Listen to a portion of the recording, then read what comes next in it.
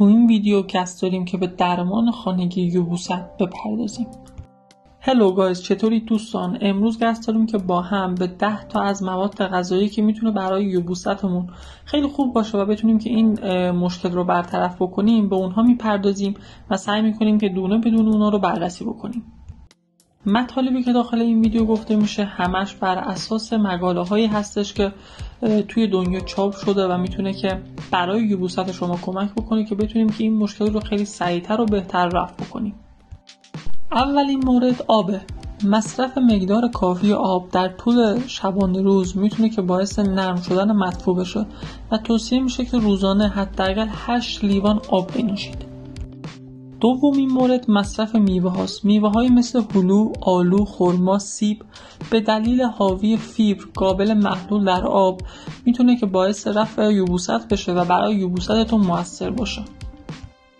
سومین مورد مصرف سبزیجات. سبزیجات خام مثل خیار به دلیل مقدار کافی آب و فیبر میتونه که باعث عملکرد بهتر روده بشه و یبوست شما رو بهتر بکنه. خب بچه‌ها، رسیدیم به یکی از قسمت‌های مهم که مصرف غلات کامله. غلاتی مثل جو، گندم، آرد جو، نان کامل که دارای فیبر هستن میتونه که باعث بهبود حرکت روده بشه و به یبوست شما کمک بکنه که کلاً رفع بشه.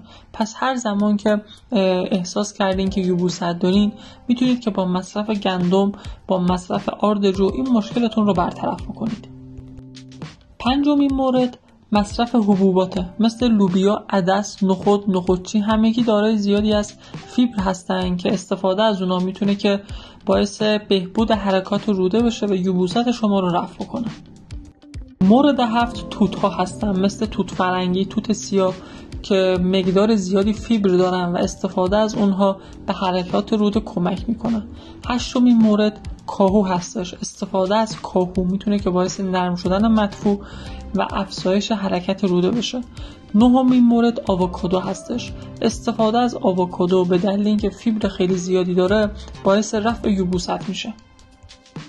میرسیم به آخرین مورد، یعنی زیتون، میوه بهشتی.